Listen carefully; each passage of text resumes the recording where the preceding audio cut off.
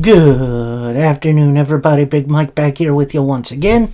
Welcome back to Big Mike Talks, where today I'm going to be talking about the crazy week that was in pro wrestling. That's going to be AEW Dynamite and TNA Impact. So, like I said, going to be a crazy little week. And we're going to start it off with AEW Dynamite. Get a nice little card rundown to open the show, which I absolutely like. Gives a precedent on what we're about to see. Then we go backstage to like a parking garage, where we see Renee Paquette attempt to interview MJF before his contract signing. MJF just kind of gives her a little eye roll, walks off.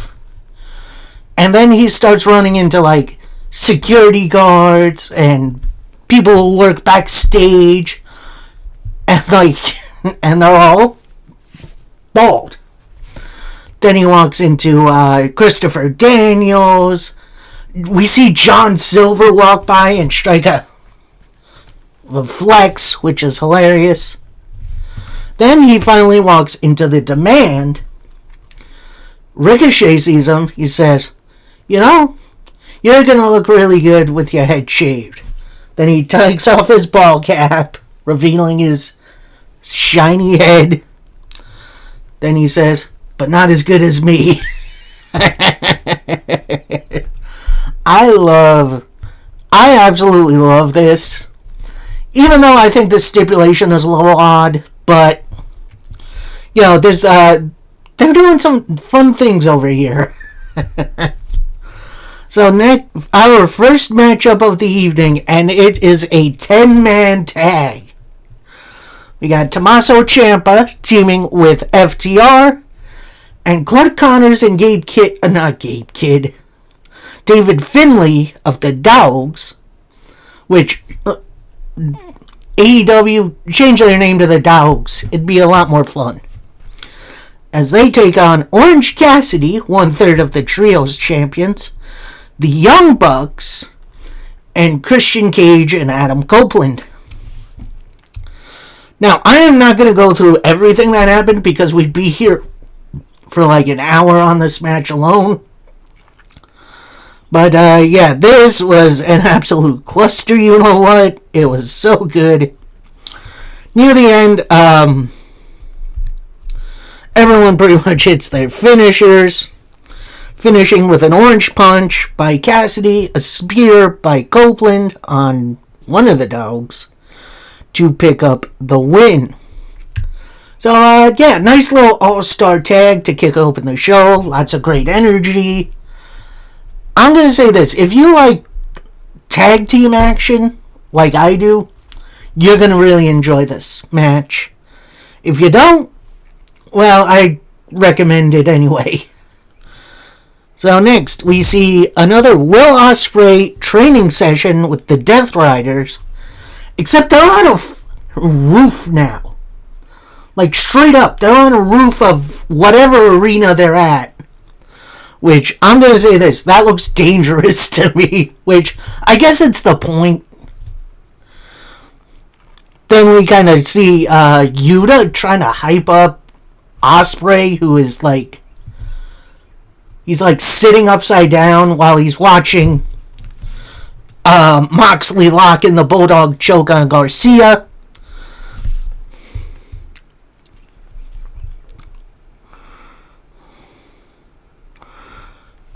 Then Moxley lets go.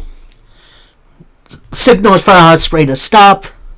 They sit down right next to each other, and Mox says to him, "You remember the night you won the Best of the Super Juniors? You flew like a bird. It was so simple back then, and you can't grab it for a few seconds now. Others tried to make things complicated. Nothing has changed. You can still fly. You're just more dangerous. You're a bird of prey now. Don't go out there to protect what you need to, like your neck or your standing out there. Go out there and give them something." Which, Nice little promo from Moxley. Doesn't make a ton of sense, but I get the message. And I think Ospreay did too. We'll see that a little later. Next, we get a little Stadium Stampede hype video with, voiceovers for everyone announced. Getting a little something in. Then we see Ricochet, Toa Liona, Bishop Khan, and Mark Davis. They're ready for a promo with Ricochet taking the lead, saying, "Jericho, you've been talking out your ass this entire time. Well, now we got Mark Davis on our team, making this a dream team. But that's not all, as we're adding Andrade to the team." Andrade walks in, they shake hands. Ricochet continues, "This train will keep on rolling." So we got two more guys who have an axe to grind against the Young Bucks. And who am I to say no to the Dogs? So this brings in Connors and David Finlay. And then Finlay takes the lead on it, saying, "You want violence, chaos, and carnage? Who better call than the Dogs?" So, that's quite a team for Stadium Stampede. And I am going to say this over and over again. Tony Khan, I hope to God you talk to Steve Cohen to get some action over at City Field. I'd love to see that. So our next matchup, bit of a squash match, as we get Speedball Mike Bailey taking on Westbrook. And I guess that's BK Westbrook from England. I guess I didn't recognize him. And Westbrook did have a interesting opener, but eventually Mike Bailey hits him with a tornado kick and the Ultima Weapon to pick up the win. And with Kevin Knight out there, we then roll right into our next matchup. And it's an open challenge for the TNT title. And who answers the challenge? It's the Machine, the Swolverine himself. The return, after 14 months on the sideline, Brian Cage. Oh, it's so good to see him back. Of course, he's joined with the Don Callis family, including his former tag partner, Lance Archer. And Tony Khan, I'm going to say this right now. Get the Murder Machines back together. Anyway, this was pretty much classic David versus Goliath matchup. You had Brian Cage pretty much overpowering Kevin Knight for a pretty significant amount of time. But then Kevin Knight used his speed and agility to get out of certain situations. After an attempted powerbomb from the middle rope, that gets blocked into a Rana from Kevin Knight, who goes up, hits the UFO splash, and picks up the win. Honestly, underrated match. Great to see Brian Cage back. Hopefully we got something a bit more fun for him coming down the line. So then, Speedball gets in the ring. He has a microphone. He says, "Congratulations to the champ." Then all of a sudden, Kevin Knight has a microphone. He says, "It's much appreciated. We're both white hot right now. Cage, welcome back. But the Jet is still your champion. And even though I couldn't get the job done and get the world champion, I appreciate all your support. Speedball, you're always in my corner. But one day, you're going to be champion."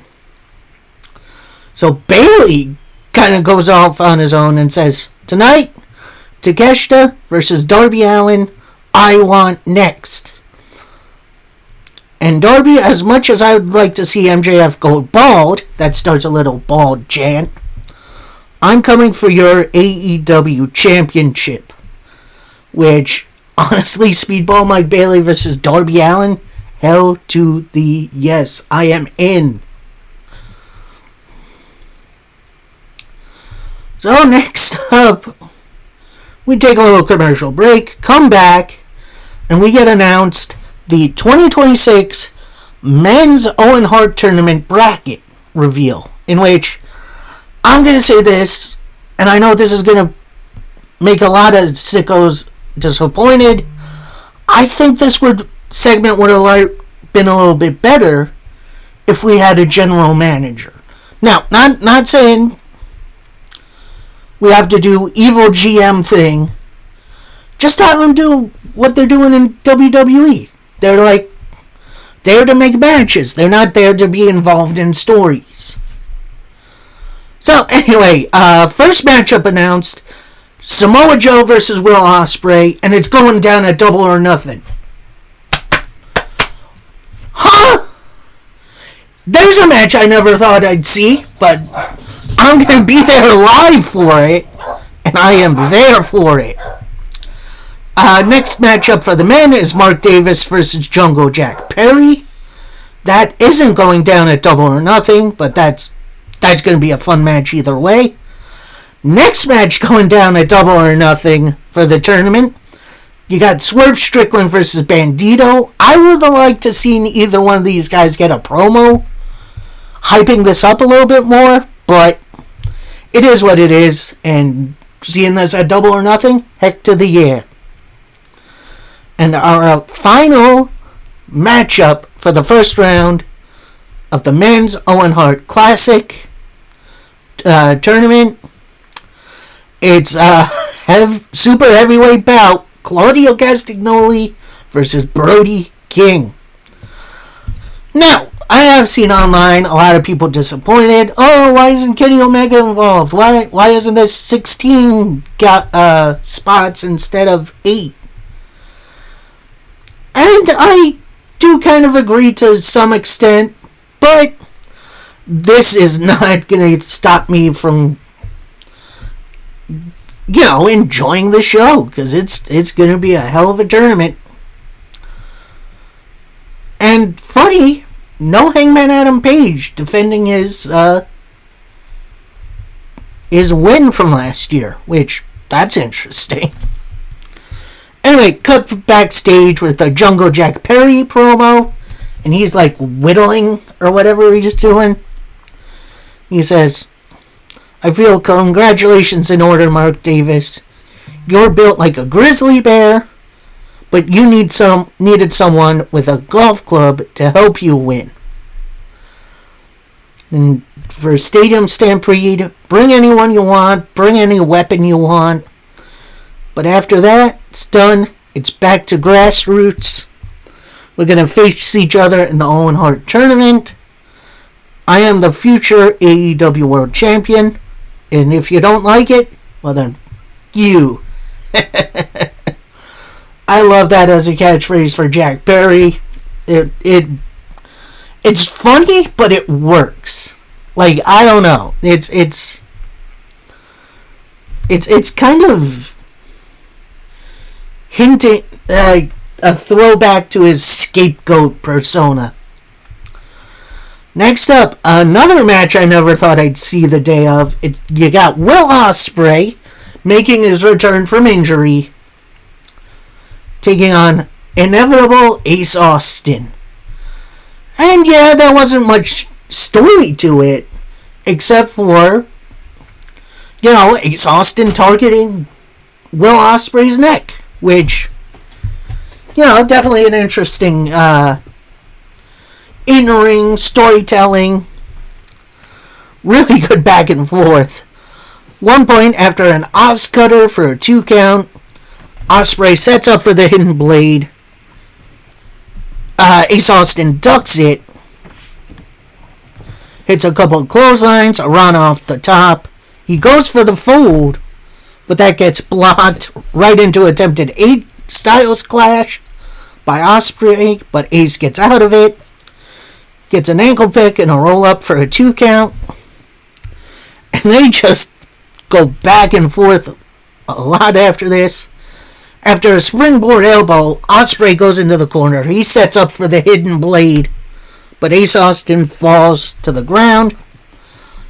Ospreay goes over, kicks him a couple of times, then locks in a crazy looking armbar to submit Ace Austin. So your winner, Will Ospreay, who looks 100% good to go. Let's go.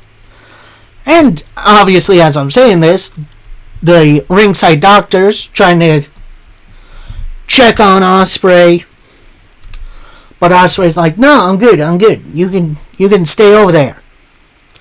So he checks on Ace. They shake hands post-match. Then out comes Samoa Joe, Katsuyori Shibata, and Anthony Bowens, a.k.a. the Ops. Then Joe, who has a microphone in his back pocket, takes it out, says, "Ospreay, wanted to make sure you hear me. Despite our issues, we meet at Double or Nothing at the Owen. You could have made the choice and had a bye this round. Get with a team that'll support you. Instead, you're going to be a lapdog to the Death Riders. At Double or Nothing, I make you regret that choice. And while I'm going to leave you in peace, my friends here still feel slighted." So Shibata and Bowens approach the ring. They get up on the apron. Death Riders music hits. And the entire team comes out. So it's Pac, it's Claudio, it's Mox, Garcia, Yuta, Marina Shafir. They all get up on the apron. Ops back off. And they just surround Ospreay. So the Ops walk off. Then the final scene of it is Ospreay looking over his shoulder at Moxley. So this thing, I think, is going to end one of two ways. One, Moxley's going to betray Ospreay. Or two, Ospreay's going to throw it back at Moxley.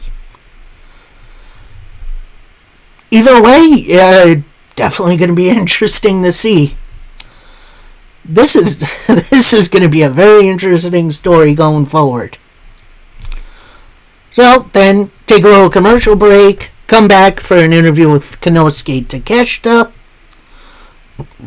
And of course, Don Callis is with him. With Callis saying, "Would be champion? No, we are going to be AEW World Champion." This brings in MJF. And he says, "Look, guys, it's been a while. And while Takeshita, I've been watching you since you started in AEW. You've become the best wrestler in the world. You're going to beat Darby and Okada in the coming weeks. And then we're going to have MJF versus Takeshita for the world title." So Takeshita walks off. Don Callis turns to MJF and says, "Nice pep talk. That's great." MJF then kind of breaks down a little bit, saying, "Oh, I'm a nervous wreck. I don't know if I can do this, blah, blah, blah. I can't be a bald freak." Callis then kind of looks at him because, cue ball. And he says,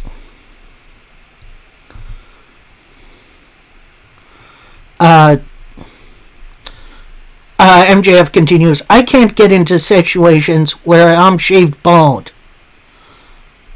And let me give you this for Takeshita to use." Hands him the Dynamite Diamond ring. And that'll come into play a little later. Then Andrade walks in. Has a little face-off with MJF. MJF walks out. Then Don Callis turns back to the camera. Says, "Takeshita, you're going to bring home the AEW World title to the Callis family." And then Andrade, with his troll line, says, "How do you know?"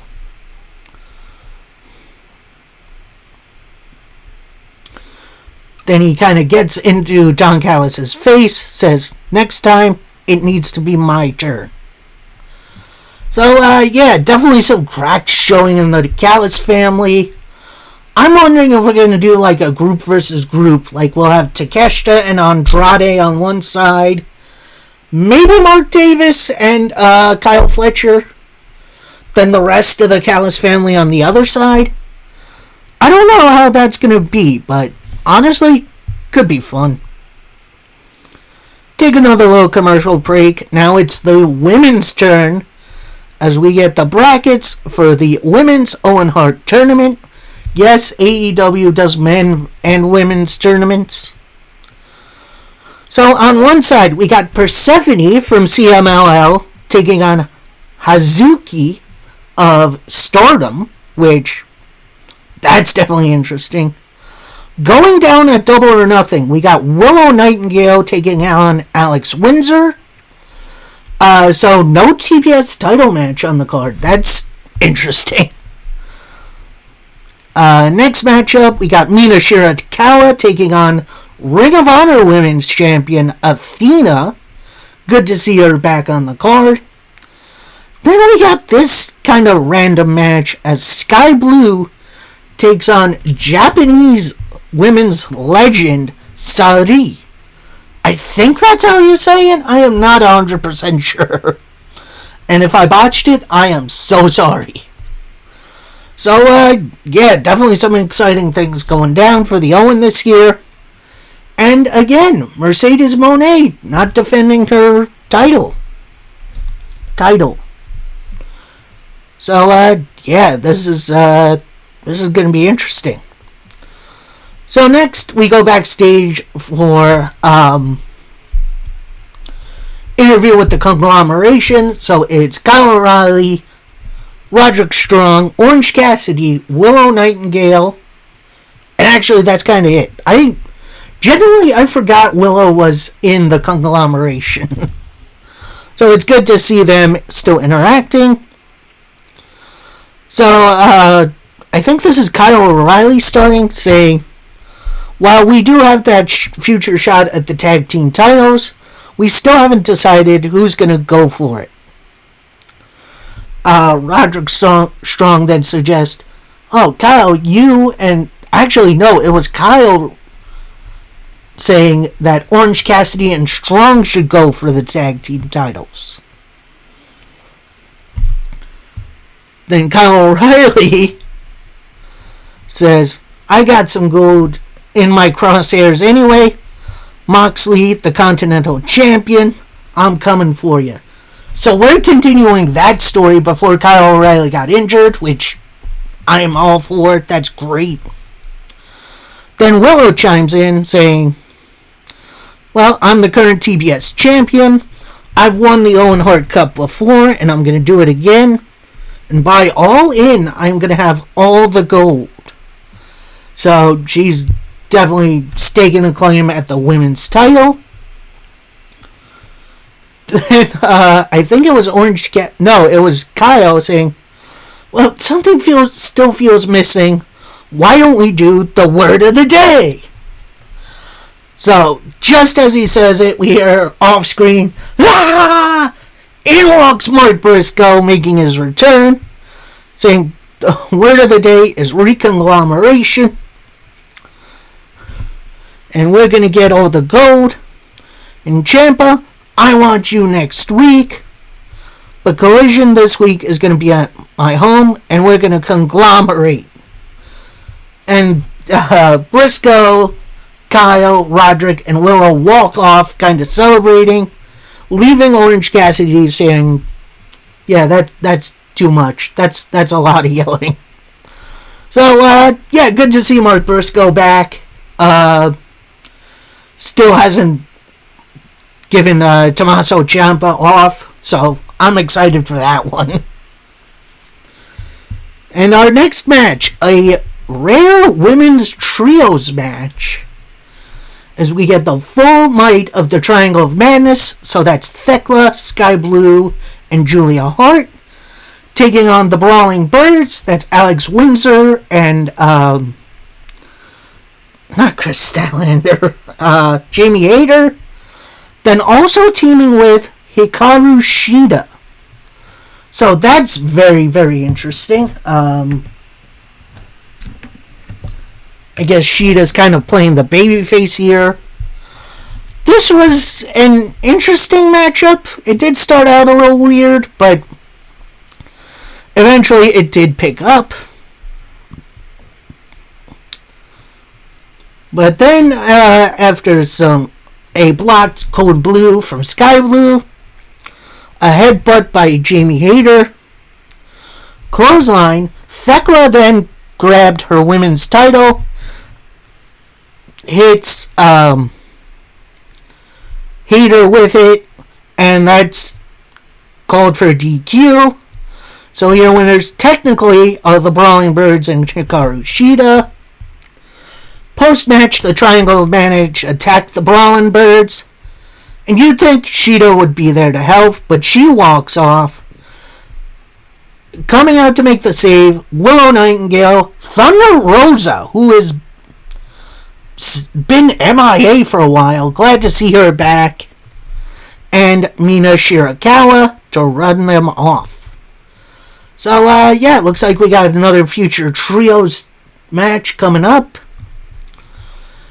Then we got this weird little hype video for Roosh, although I did enjoy it. We're sad Roosh isn't on the show tonight, but I'm sure we'll see him in the near future. I'm not sure what his goal is. I guess he's going after the AEW World Championship? I'm not 100% sure. Although, speaking of that, we got our main event match. Don't get ahead of me. For the AEW World title, as Darby Allin takes on Konosuke Takeshita.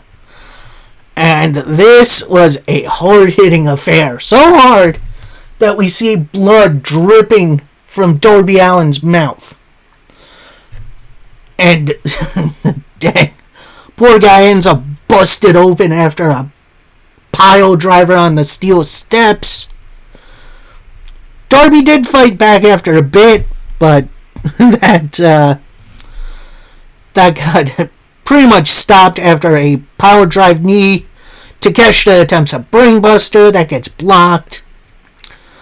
Then Darby locks Takeshita in the Scorpion Deathlock. Takeshita eventually makes the ropes. But then Darby with 2 coffin drops in a row to pick up the win and retain his title. And I'm going to say this. I cannot recommend this match enough.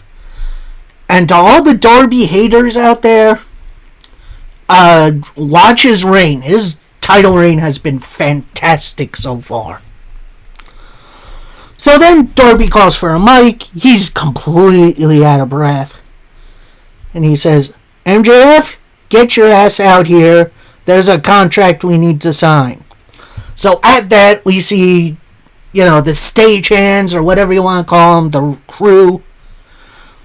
They get the contract signing table, couple of fold-out chairs, and the contract. Quickly set them all up. And honestly, this is the flimsiest looking table I've ever seen. So then at that point, MJF's music hits, takes a beat, and then MJF comes out. He's slow moving to the ring, like he's still unsure. Makes it to the ring, gets in, sits down right across from Darby Allin. Darby signs the contract immediately.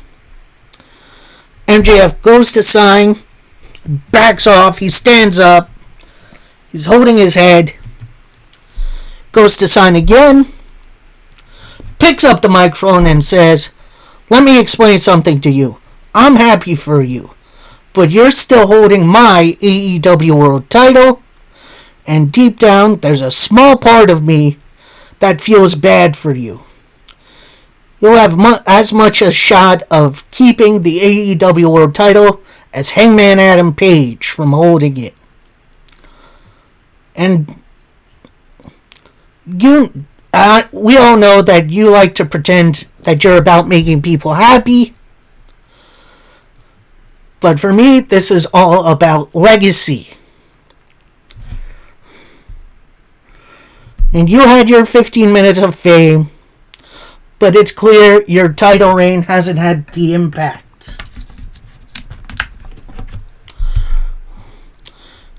You're just a prick who got lucky, which that's definitely a phrase. You're too reckless and stupid to keep the title and to stop me from becoming the 3-time World Heavyweight Champion. And that's when I go down as one of the greatest of all time. And while you say you're the GOAT of climbing to the mountaintop, I am the mountaintop. So Darby picks up a microphone of his own, says, I don't care about legacy, I care about living in the moment, and at Double or Nothing, I'm going to make MJF a bald-headed bitch. So that sends MJF off. He immediately sits down, signs the contract. So we're set to go. Immediately after, MJF blindsides Darby Allin, puts on the Dynamite Diamond Ring. I guess he has a couple of them. Big KO punch. Then MJF holds the AEW title over Darby Allin. It looks like he's about to leave. He gets back in the ring. It looks like he's about to hit a pile driver on him. But Kevin Knight runs MJF off to end the show. Yeah, Double or Nothing is definitely going to be interesting with this as the main event. I'm still on the fence about the stipulation. Like, don't get me wrong, I like a good versus hair match. Someone putting their hair on the line. But I don't know. I feel like there should have been more to this than just, MJF putting his hair on the line. Because I don't think I've ever heard MJF talk about his hair before. So, to make it the focal point, I don't know. It's weird. So, that's it for Dynamite. The go home to the go home for Double or Nothing. Yeah, we're almost there. We are 9 days away. And I'm hyped. I'm ready to go. I cannot wait. So, yeah, pretty darn good episode of Dynamite. And we finish up with a little TNA Impact Wrestling. Open up with a hype video for Cedric Alexander versus Leon Slater, which is awesome. We then get a battle royal for the number 1 contendership for the World Heavyweight title. Now, there's a couple people already in the ring. There's Kaz. There's both members of the Righteous. Eric Young. Hometown Man. Couple others that I can't really think of right now. But the entrances we got are very, very interesting. So we got the 3 out of the 4 members of the system. So it's Brian Myers, Bear Bronson, and Eddie Edwards, Elijah, and then one really interesting surprise as it's Mustafa Saeed. If you don't know who he is, he was the tag team partner for New Jack and the Gangsters in ECW. So, definitely a throwback. You still got the music playing. He brings out some weapons. And he just goes to town on everybody. Eventually, Bear Bronson does get to him. He eliminates Saeed. Then, eventually, Agent Zero and Dutch face off. They get eliminated by everyone else. It's just elimination after elimination. BDE gets eliminated.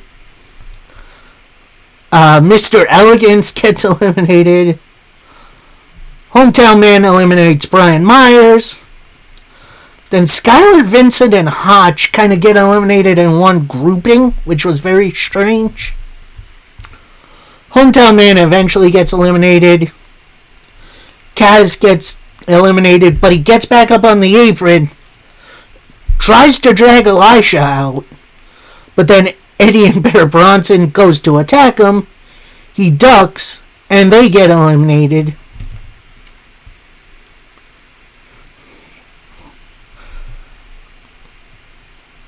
Then after a low blow by Eric Young, Elijah gets eliminated. And your winner, it's Showtime Eric Young. I'm going to say this. I like Eric Young. He's definitely an interesting character. I don't know if he should be competing for a World Heavyweight title right now. And don't get me wrong. I like him. He's athletic as hell. He's a great character.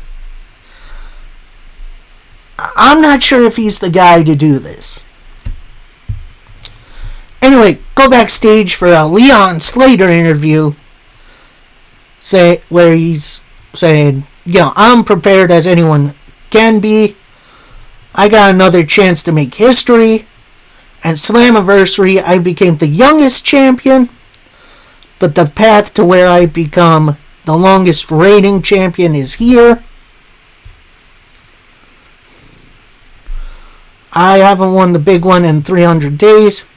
Go from the youngest to the greatest. So this brings in Matt and Jeff, who says, we've been on the path you've been on, and we became legends. Tonight, you become legendary. Which, nice easy hype up for Leon.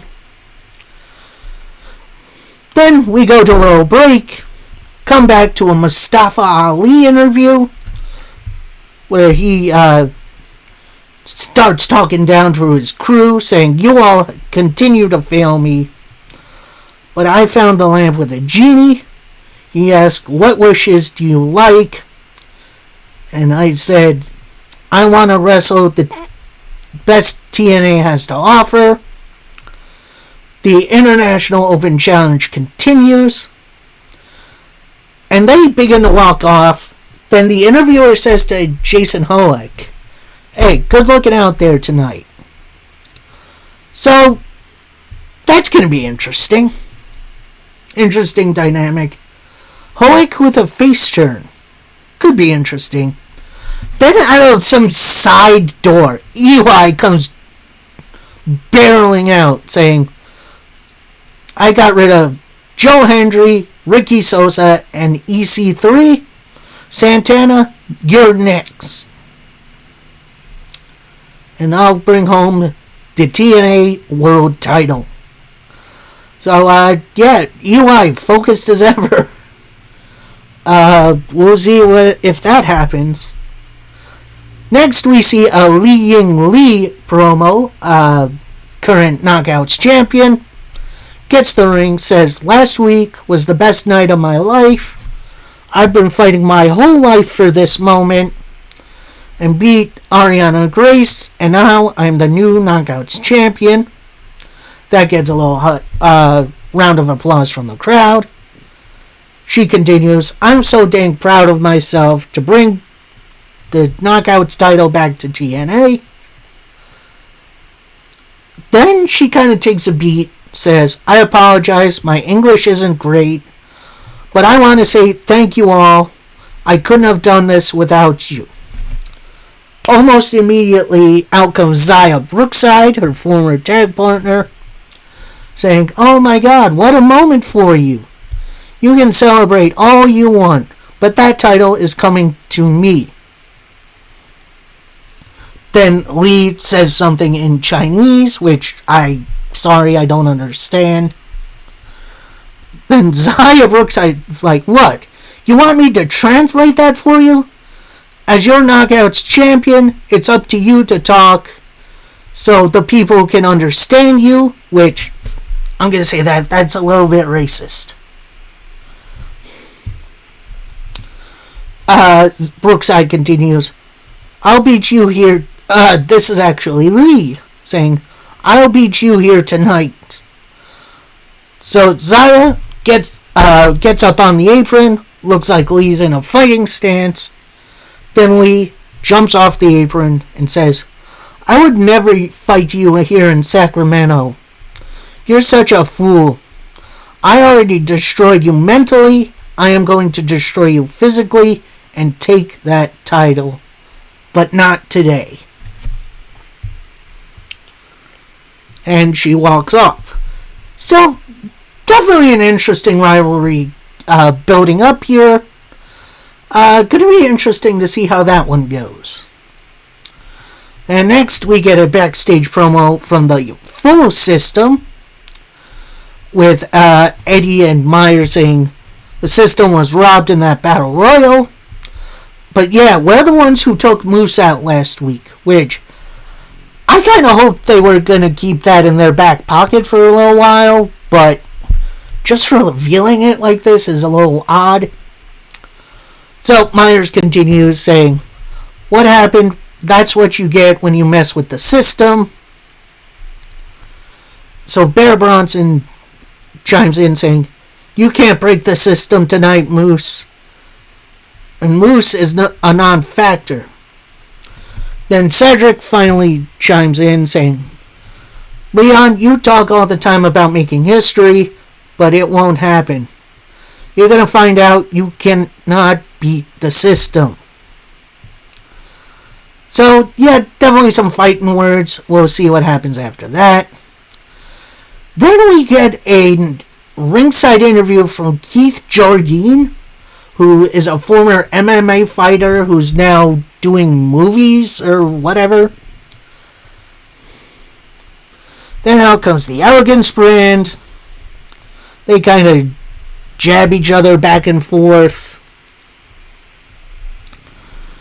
And then Jardine calls the Elegance brand a gang of hoes. Oh boy. So then, TNA, why are we doing these D-list stars here, man? Like, let's get AJ Brzezinski back in here. At least he could fight. Same thing with Pac-Man Jones. Let's get him back in the arena.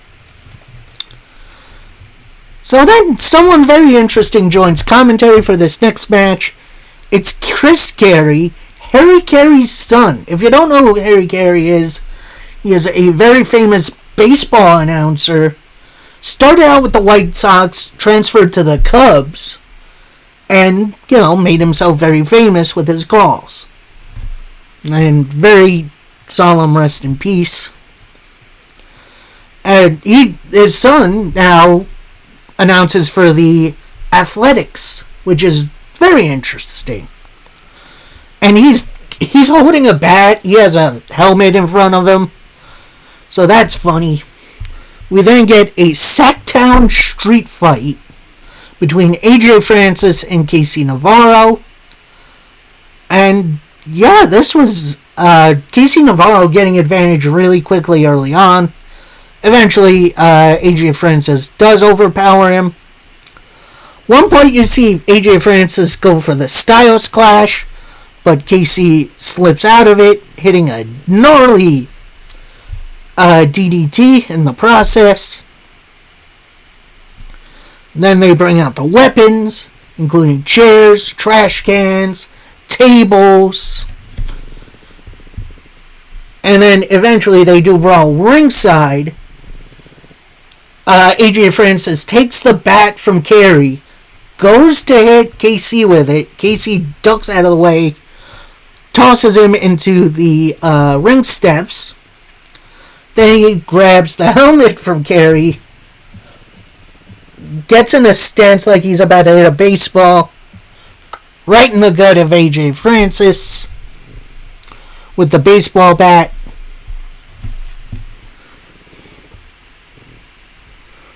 AJ keeps going for the down payment, including one from the middle rope through the set of tables, through set of chairs that they previously set up. It looks like he hit it flush, but apparently KC countered it, got into a position, hit a cutter on Francis through it, which that was gnarly looking. But that only gets a 2 count. Then KC starts burying AJ Francis in the chairs. AJ breaks out like King Kong, breaking out of his chains in the old movie. KC attempts a crossbody that gets caught right into a down payment. attempt that gets blocked by KC, who hits an enziguri. AJ hits a big boot. And then he hits the down payment through the tables ringside. Gets KC back in. Pins him for the win. Then post-match, we see AJ taunt KC. And then AJ leaves. So, yeah, that's definitely going to be interesting. Definitely a fun little plunder match. I do kind of hope this is the end of this feud, because I'd like to see KC challenge for the X Division title. I feel like he'd be a great fit there. Then we get a video recap of Leon Slater winning the X Division title at Slammiversary, and then getting props from AJ Styles. Then we get an in-ring Mike Santana promo, who's saying, where I come from, we do our talking with our actions. This same mindset led me to the TNA World title. I got a new challenger after that Battle Royal. Eric Young is a foundation of TNA. Someone got respect for him by my peers. But I built my legacy on beating all of those guys. And while you are someone who helped build this place, I'm the guy who holds down the fort. So bring it on. At that point, Daria Ray comes out because she's a wet blanket. And I guess that's the point. So she's on the ramp. She says, "Congratulations, Mike Santana, on your recent success. I'm so excited you're thrilled about your match with Eric Young. But he's not going to be your next challenger. Because if you remember at Rebellion, you never beat Steve Maclin." Santana responded, "No, I didn't beat him. I dropped his ass." Which, true, but you don't gotta rub it in like that, Mr. Santana. Anyway, so Daria continues, "I just got off the phone with the doctors, and Maclin is cleared to compete. So next week, it's going to be you, Mike Santana, versus Steve Maclin for the World Heavyweight title." Heck yeah, I am down for that. And at that point, out comes Santino Marella. Good to see him back in the arena, saying, "It's good to be back. And I know that someone, don't know who, canceled my flight last week. I do like this match coming up, but I have some announcements as my own, as Indy Hartwell has re-signed with TNA. Now we got two champs we can be proud of. It's what TNA is all about." Then Daria chimes in saying, "Oh, classy to celebrate the downfall of your daughter," which, that's definitely a shot. So Santino responds, "I love my daughter so much. It's that some of them... I don't want to say the bad word, but I want to say the bad words. It's Stacks. He has influenced her mind. I want to get my hands on him." Daria responds, "Stacks would destroy you." They kind of have a little back and forth for a little while. Santana then chimes back in and says, "I've had just about enough of this. This is terrible. And I'm Puerto Rican. I've heard fights like this all my life. But it doesn't matter who my opponent is. The outcome is going to be exactly the same." So, yeah, definitely some exciting things coming down the pipe. Steve Maclin being cleared is great. That whole situation at Rebellion was a little scary. I'm glad he's good to go. And we're getting a rematch for the world title on free TV next week, which is awesome. Can't wait for that. Then we get the TNA injury report segment, which I definitely adds a bit more realism to the show. Then we get a kind of a return match as we get Allie and Rosemary, aka Demon Bunny, which is what I'm going to call them from now on. They even had Demon Bunny shirts on. Bunny shirts on, which is so cool. Taking on Victoria Crawford and Mila Moore. And to say this was a short match is a very big understatement. But everyone did look really good in it. Mila Moore, I haven't seen much of from her. But she's definitely improving. But after a jawbreaker by Allie, and then as above, so below, your winners are Demon Bunny. So, yeah, that was a decent little match for the Knockouts. Hopefully we get something a little bit more from them in the near future. Then we kind of get a weird Cedric Alexander, Leon Slater hype video. But it's like Leon Slater in a suit somewhere with footage I don't think I've ever seen before from him. So I'm not... It also might have been just an ad. I'm not sure. So then we go backstage somewhere with the Hardys. With Matt Hardy stuck behind like a gated fence, saying, "Righteous, you've freed the monsters of the broken universe. You've unlocked our own broken others. Next week we invite you to the battlefield. And while you're very talented, we are gods." Jeff Hardy then walks up and sings the obsolete song, which I'm not going to repeat because I don't think I can do it justice.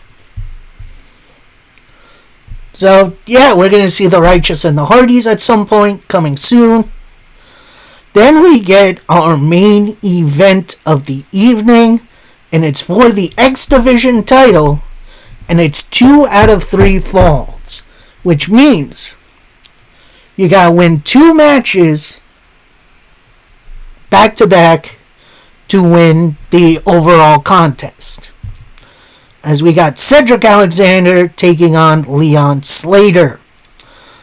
And this, starting off, was a really good back and forth, with both men looking for their finish. But Leon Slater wins fall 1 after a roll-up.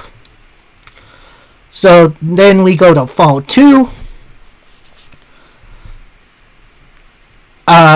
Cedric Alexander has Leon in a bow and arrow position, but Leon makes it to the ropes. Cedric with a big old backbreaker. Slater attempts a big splash, but he misses.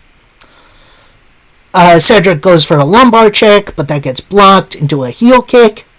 Slater with a crossbody for a 2 count. Attempts a powerbomb, but Cedric rolls him up for a 2 count. Cedric with a Michinoku driver for a 2 count. Then he attempts another lumbar check. That gets blocked. They trade strikes for a little bit. Leon goes for a kick. Cedric catches it. And then hits the lumbar check for the winner of fall 2. So we're tied up. And we go to fall 3. And this is where all hell breaks loose. They go tit for tat. Slater attempts a Swanton 450. Cedric gets his knees up. Cedric with a big drop kick. Then Cedric sends Leon into the ring steps. He then goes over to the platform where the X Division title is, picks it up saying, I'm next. Puts it back down. He attempts a suplex, gets Leon back in. Attempts a suplex, that gets blocked into a roll-up for a 2 count. Cedric then with a brainbuster for a 2. Hits a lumbar check for a 2 count. Leon with a Blue Thunder Bomb attempt, that gets blocked. Cedric with a Blue Thunder Bomb attempt. that gets blocked. Leon with the Swanton 450 attempt that misses. Then Cedric with not one, but two lumbar checks to pick up the win. Then it looked like the credits were rolling. Looks like we were about to end the segment. Someone's music hits. The lights go out. Then out comes Fabian Eichner, the former tag team champion with Ludwig Kaiser in Imperium. So he's been a free agent for a little while. And, definitely interesting to see him here. And I'm going to say this. I know a lot of people are upset that Leon Slater didn't break Austin Aries' record for the longest reign with the X Division title. And while I am a little mad about that, I can see maybe why they want to switch things up for now. Because Leon's reign has grown a little, I'm not going to say stale, not going to say boring, but it hasn't been as good as it could be. Like, I don't know. I feel like it could be a little bit better.